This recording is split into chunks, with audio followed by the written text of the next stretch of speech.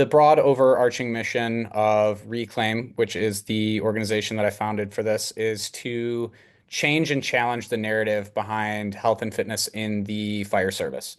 The reason that that's necessary is because firefighters, the statistics behind like what is actually killing firefighters, early firefighter deaths, line of duty deaths, number one cause is cardiac arrest and closely followed by cancer and suicide.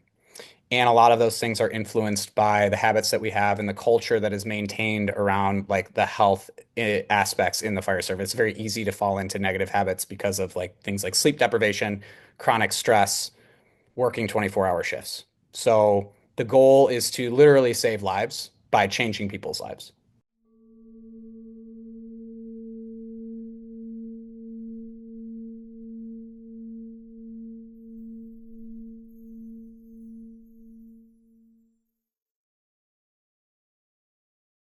Welcome, everyone, and thank you for being here. I have a very special guest on today, Robert Nebergall, and he is the founder of Reclaim, working with others in the firefighter realm to help them with their physical fitness and mental fitness. And it's just such an honor to have you on today.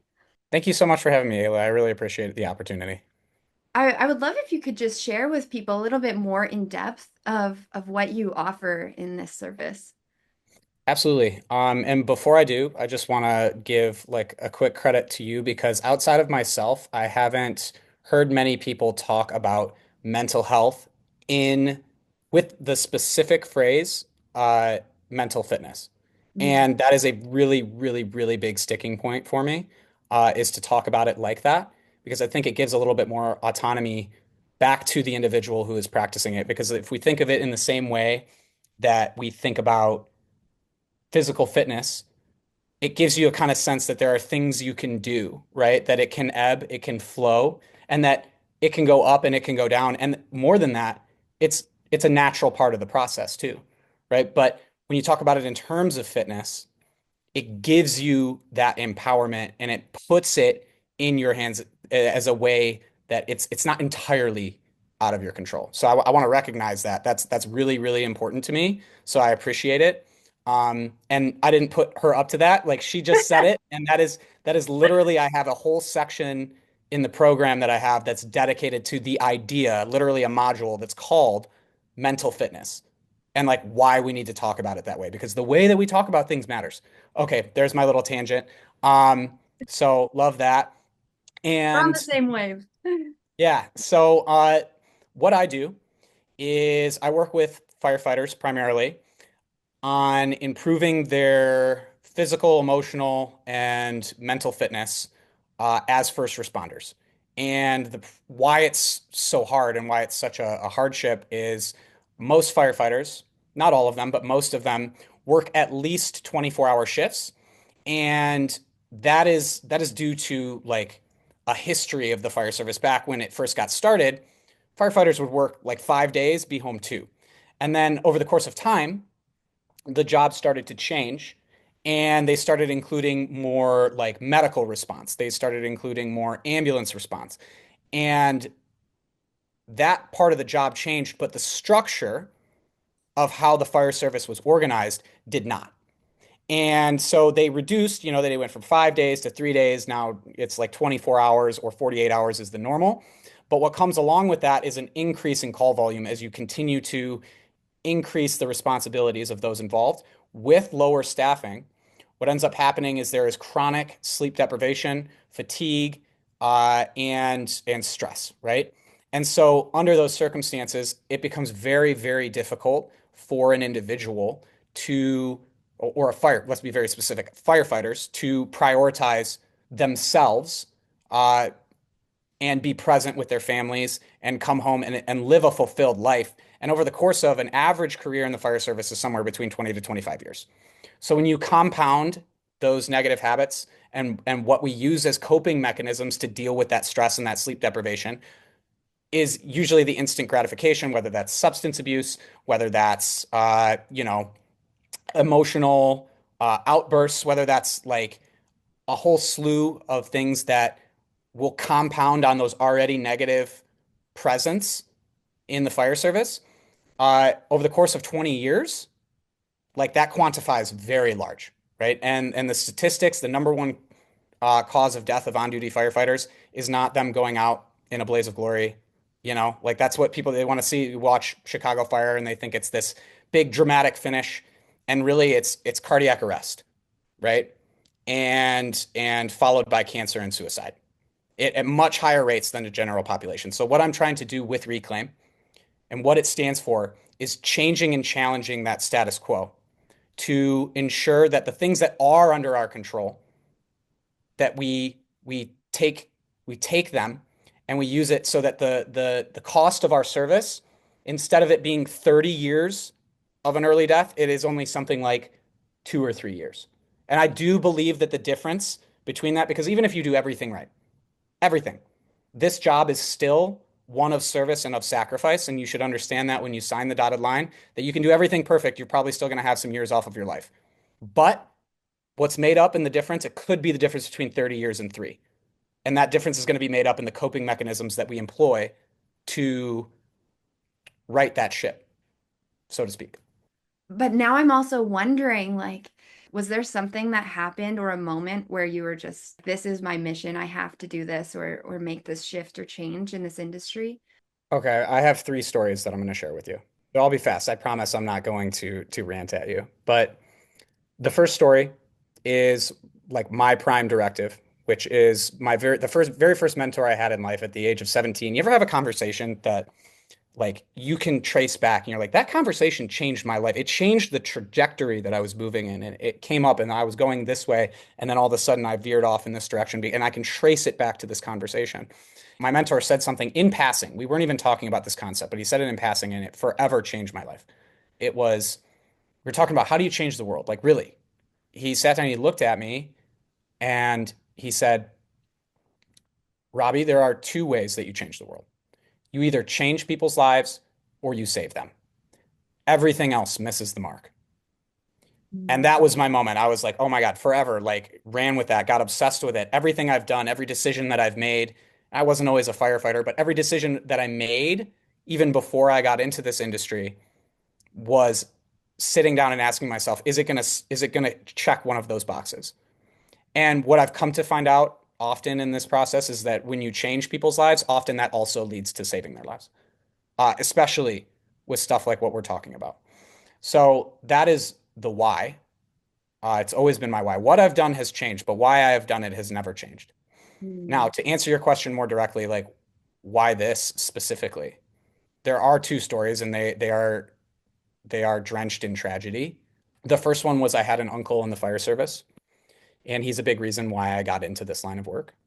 And he was the textbook firefighter. I mean, just classic, like there to serve his community, there for the right reasons.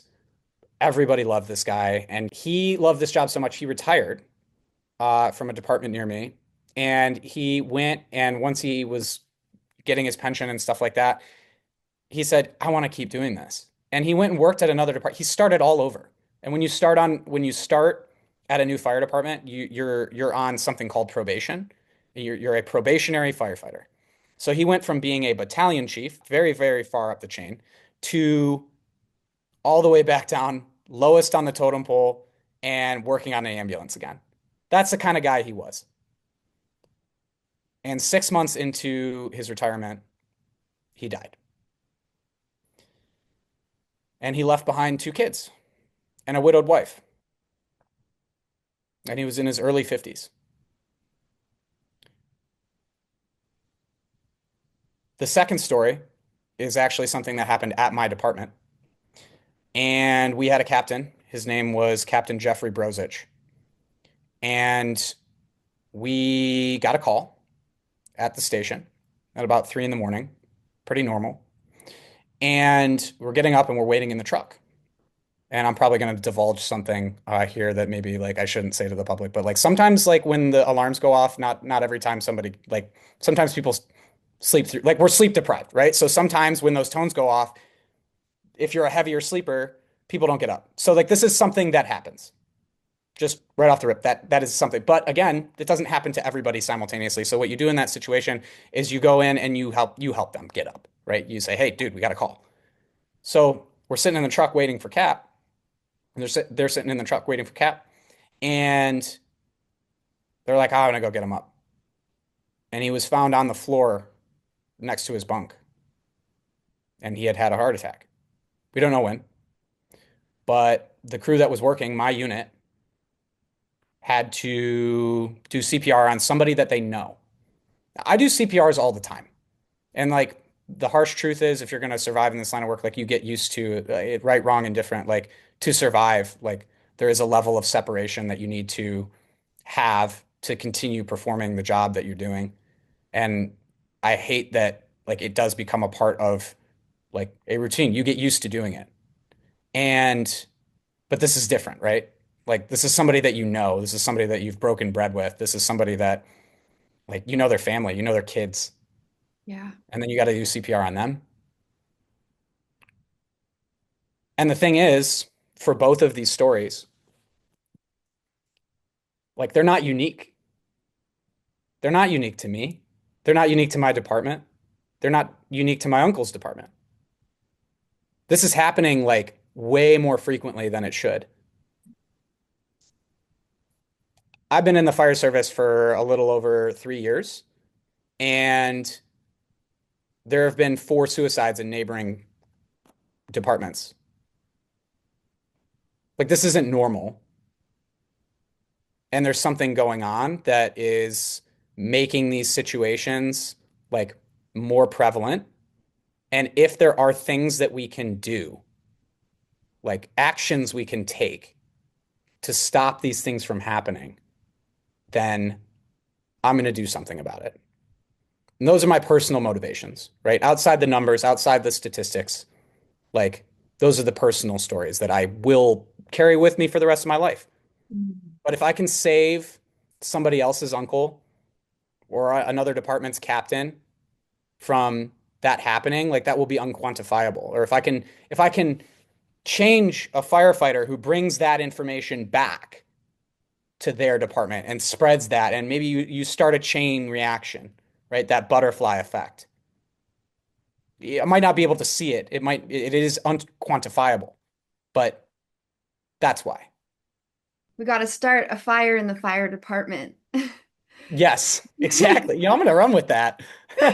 Yeah, yeah. Well, yeah, I'm grateful to hear that you're gonna light this flame for them because it's an essential service that we absolutely need. I live in a area of Canada where we just had a huge forest fire run through. We had departments coming from all over the country to help take out this fire, and also I know that California just went through this as well. And so these tragedies are, a drenched reality, this line of work. And so I I hear these stories and, you know, I can't even imagine actually having to do that for someone that you're close with, a comrade, someone you're working with. And I can see the motivation to make that shift. And I'm grateful that that's been a calling and pressing on your heart. It's almost like we have to create a new identity within that that line of work to recognize there is more to life than seeing all these tragedies and everything going up in flames and having to go dive in and save it. I think it's super fascinating that most people will run for a fire from a fire, but you are running towards the fire. It's like a buffalo energy. You see the storm, you're going straight for it, and we need people in this world that are able to do that. And then for a lot of people that are probably listening to this, we've got a lot of empaths, people going through healing, a lot of people that have been, burnt out, working in industries like yours where you're on shift work. I used to be a flight attendant, so I can completely relate to not getting enough sleep or, having irritable emotions because you're just not regulated. You have no mental clarity because you're sleep deprived. You're expected to be on time, but no, nothing else is. So it's a lot of weight. And you know, uh, I feel like it would be kind of cool to learn a little bit more about what you're involving in your program to support with this physical and mental fitness that we talked about at the beginning. Absolutely. The program is built First and foremost, I spent years obsessing over how I can make this firefighter proof as simple as possible, as practical as possible. So it's built on three pillars, three areas of focus to help firefighters change their outcomes with these things that we've already talked about. And it's actually represented here in the triangle. This is the logo of Reclaim. And it's represented as the triangle was chosen specifically, one, because there's 3 points, but two, as a firefighter, you learn a lot about building construction. And in building construction, the most commonly used geometric shape is the triangle because it's structurally the most sound. Like it's the strongest shape, right? So this is what we use to build buildings, right?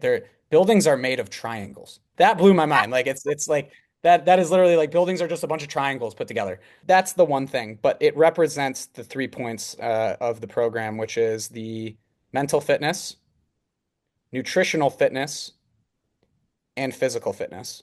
I refer to all three things in terms of fitness for the same reasons that I've already told you. So there's no divide, right? Because there is no divide between we like to kind of compartmentalize things and say like this is one part of my life, this is the other, but it's like everything is working together. The mind is influenced by the body and vice versa. And part of the body is like the nutrition that you take in, but your diet is also not just physical. Like you have like the what is your diet? It's your mental diet, right? Like it's what you consume Exactly. mentally and physically. And consumption can look like a couple of different things.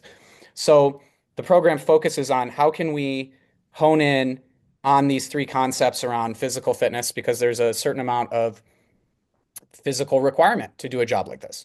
And the truth is, like, there's a lot of firefighters, and this is crazy. Like, I tell this to people outside the fire service, and everyone inside the fire service is like, yeah, duh. Everyone outside is like, what do you mean? But like, there's a lot of really, really, really out of shape firefighters, like, drastically. And the truth is, like, you have to take a physical capability test to get the job. And then, at least in America, there is never another test or physical standard you have to meet ever again. You take it to get the job, not to keep it. You have to meet any standard to stay or to make sure that you stay up. And there's 25-year difference between your start date and your retirement without any kind of physical checkup on what you should be doing. So a lot of firefighters they don't even know what they should be doing, right? Or they feel like the barrier of entry is so high. They're like, "Oh, I got to work out 6 days a week. That's not reasonable." And they're right. But the truth is it's based in an underlying like assumption that the fitness industry has taught everyone, which is got to work out 6 days a week to like meet the minimum standard.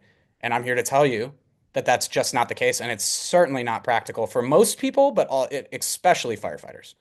Um, 1.5 to 2 hours and 15 minutes a week. That is what I teach. Like, not only for the sake of putting recovery first. This is everything that I teach is about a lifestyle approach to fitness that puts recovery first because that is the area that firefighters are missing is their recovery.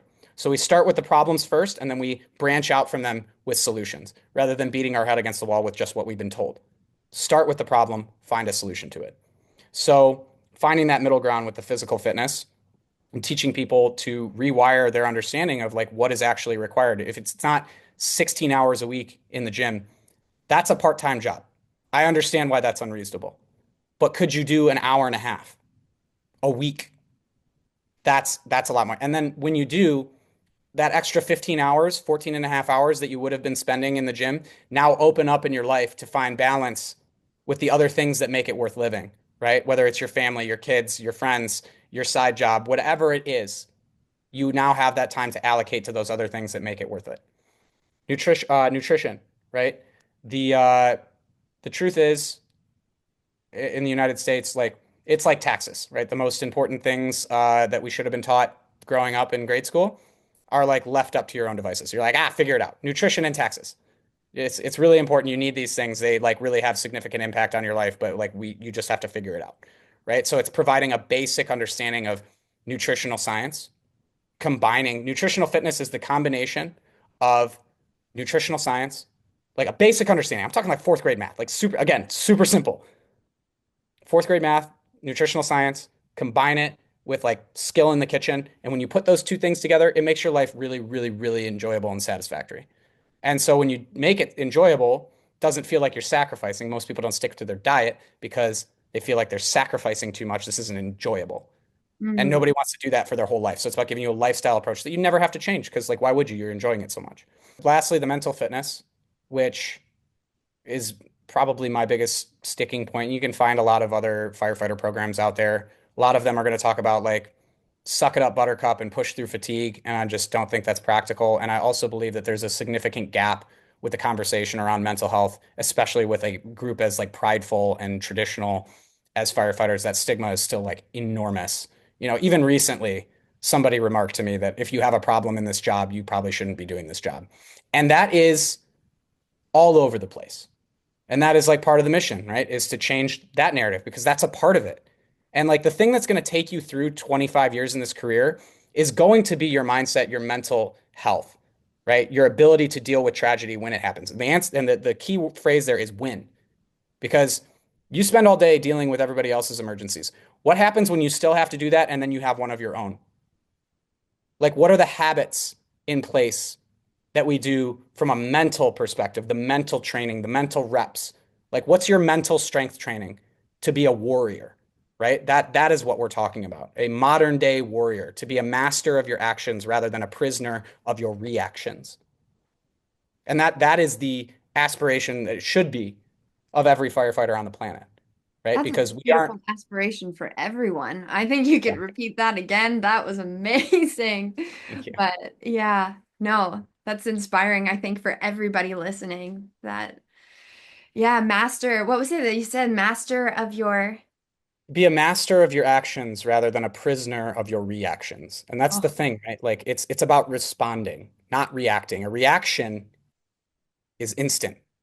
There's no thought. It's like two chemicals meet and this reaction will happen regardless, right? Without like this guaranteed result. But responding, you take a breath, you center yourself, and you decide what type of person do I want to be today?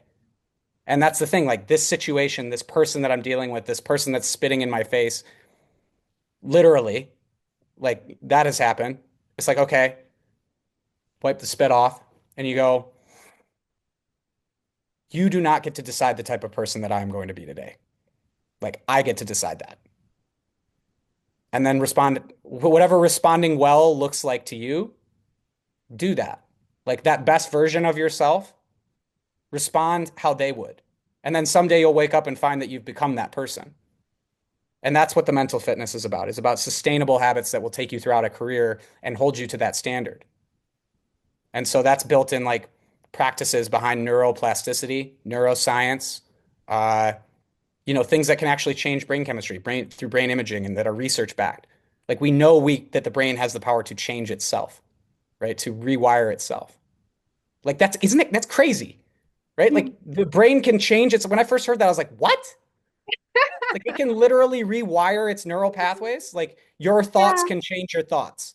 Well, it's funny you bring that up too. I mean, that's what this podcast, when I'm not having guests on, is all about is changing neural pathways. Because what you talked about in the sense of response versus reaction, a reaction would to be embracing the chaos in those moments, but a responder is someone who's going to see the horizon, be able to actually witness what is going on and then start delegating, making sure that everything's getting organized and taken care of. And I'm sure that's what happens when you're getting onto to the scene of it all. But in a day-to-day life as well, just for, people that aren't working within this industry too, we could take a lot from stepping into the mindset of a first responder.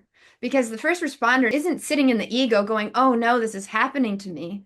They're thinking like, how am I going to take care of this situation? And start looking for ways that you can put it all together and put the fire out. But in everyday life, for those of us that aren't in that industry, that's something that I hope imparts in these practices of self-awareness, because that is mental fitness. Yoga Nidra is mental fitness. You go to the gym, you work out for hours, you get your protein, you're doing all the things, but if you don't allow yourself to recalibrate, to rest, none of that even matters because you're not integrating that into the body. And so this is something that I hope also firefighters are listening to here as well that, if you haven't considered Yoga Nidra as a way to help get that rest, it's a beautiful way to incorporate even just 20 minutes. What happens actually, Robert, is the activity that happens in the brain of 20 minutes of rest through Yoga Nidra, or what they also call non-sleep deep rest, is you're oscillating between brainwave states that mirror a sleep state. So, this was discovered by ancient yogis and now is being validated by modern science. But what you're experiencing in that short 20 minutes is equivalent to like 1 to 2 hours of sleep. And if you do one that's longer, like an hour long, you're looking at like 3 to 4 hours of sleep. I definitely see what you're saying about, realizing that your brain is so powerful, but we have to feed it with information that's going to bring wellness to the body. We need to consume food that's going to bring wellness to the body. And then of course, practices like self-awareness and meditation or just listening.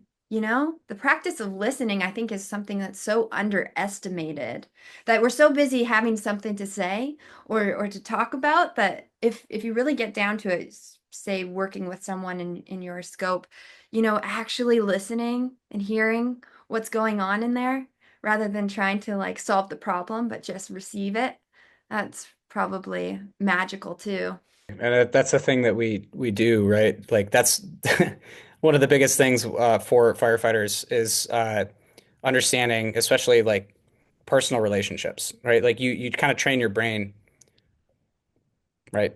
Train By your virtue of brain, the yeah. job. Yeah, train your brain like unconsciously, like to survive in this job and to do well in it, like you develop the capacity to be like an incredible problem solver. Because they give you this like list of you work on a protocol, right? Like you have all these rules and guidelines written out for you that you're supposed to follow in certain situations.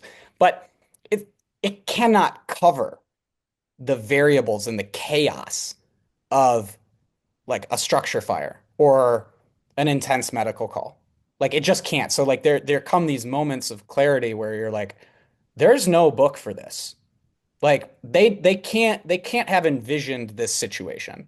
And Mm. I do that on a regular basis. And it's like, okay, we gotta, but the problem is still there and we have to figure it out. And so what becomes interesting though is like that switch that you have to flip to succeed in this job, it's not always easily turned off. And so you come into problems with interpersonal relationships or somebody who really just wants you to listen. Say, hey, I just want to talk about something about how I feel or what I think. And they're not looking for a solution. But what do we do as first responders? We're wired to be like, oh, I got the answer to your problem right here. And it's like, that's not what the person was looking for. They weren't looking for an answer. They weren't asking for advice. But so putting that in again, like that switch, like personally, I can't always turn it off right away or even recognize that it's still been left on. And I got to go over there and intentionally turn it off. And that goes back to what you already said, which is like the introspection, right? The self-understanding that, hey, this is going, the catching yourself, the taking a breath. Be like, oh, wait, I'm in firefighter mode. I'm in problem solver mode, and that's not, your job is not to be a problem solver all the time. Like, that's not what it means to be a human being, right? And then now I'm back to like what I originally brought up is like, I've been in their shoes, they haven't been in mine. Yeah. Right? How do you accept that responsibility? Like, is the world wrong because they haven't gone through what you've gone through, or is like it my responsibility to understand a world that like hasn't had the same experiences as me? Yeah. Um, and I like what you said too, like we're first responders, and then I got the idea in my head. I was like, yeah, we're first responders, we're not first reactors, Mm. right? Deciding that. The power of that. And I see so much value in like what you're doing and why I was so excited to sit down with you is because the number one detriment to my line of work is without a doubt like the fatigue, the burnout, and the sleep deprivation. And we're also not taught, like I brought up, hey, food and taxes, right? We're not taught how to rest either. Like I have something called the firefighter sleep protocol in my program, but like it's an ever evolving thing. Like I'm continually finding ways that I can do it because the getting woken up 3 times in the middle of the night like has dire ramifications if it's done consistently over time.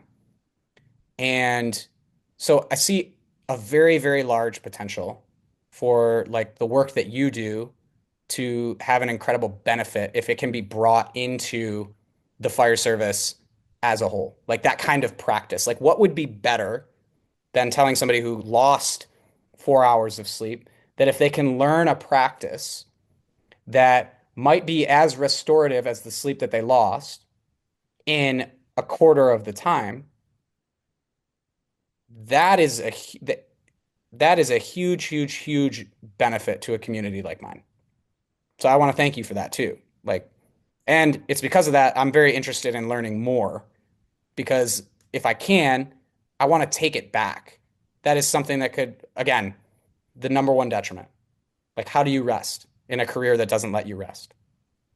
We have to learn, right? We have to do, and this is going to be a part of the evolution of the fire service, or it needs to be, right? If something like that exists out there, then what reason in the world could there be to not have that as an acceptable practice among first responders? Yeah, and when you're living in a world, a realm of hypervigilance constantly, that level of alert that you've got to be on, it's just phenomenal. I mean, it's essential for this service, but I can imagine what it would do to a nervous system to constantly be brought out of sleep by alarms, by Mm. constantly being, in an environment where as soon as you hear something, you got to act into, well, you're responding, but there's action that has to take place.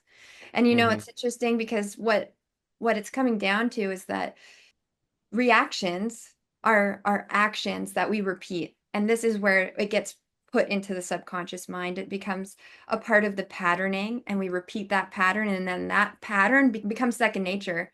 And so I love what you're doing in the sense that you're going to be shifting people's second nature into actually being in that state of being rather than doing, because what they're doing right now is being a first responder, but what they are being invited to experience through Reclaim is to be themselves also through that, to appreciate what they put into their body, how they treat their body, and also how they treat their environment as well outside of emergency.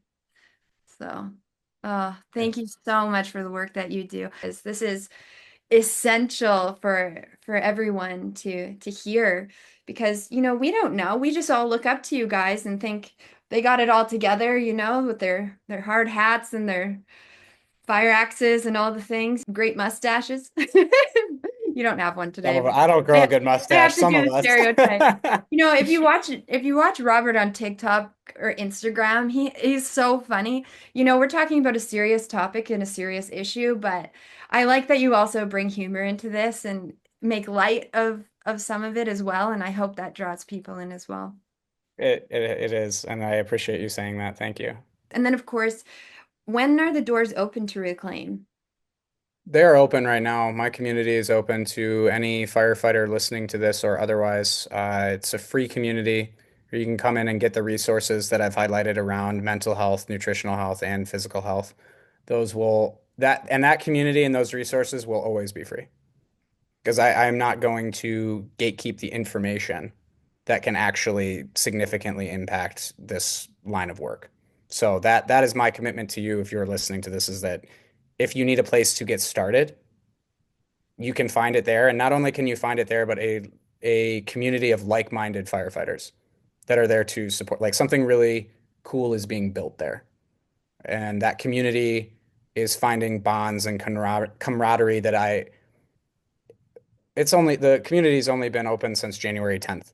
And like the fact that this is happening, we have 345 members from scratch, and it's only continuing to compound on itself. And so my goal for this is to get enough people involved to build this into a movement. So if you are interested in being a part of that movement for something that is like more something that is trying to change and challenge, and you see the same problems that I see, and you want to be a part of something that is going to do something about it, then come in the door. Then I invite you in, and you will have a place there. My only other remark is that if you're a first responder, a firefighter listening to this, or anyone else, like sometimes it's just your entire life can be changed by just a couple of little small changes, and then everything else falls into place. And it's hard to see because we it's like the Tony Robbins thing, right? Like we dramatically overestimate what we can do in a year and drastically underestimate what we can do in 5. Mm.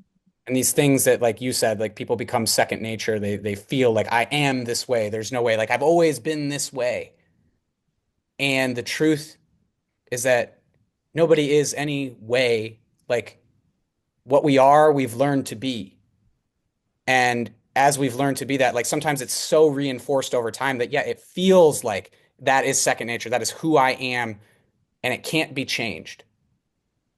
But with the time, the effort, and the right concentration, right? Where energy goes, or sorry, where attention goes, energy flows, right?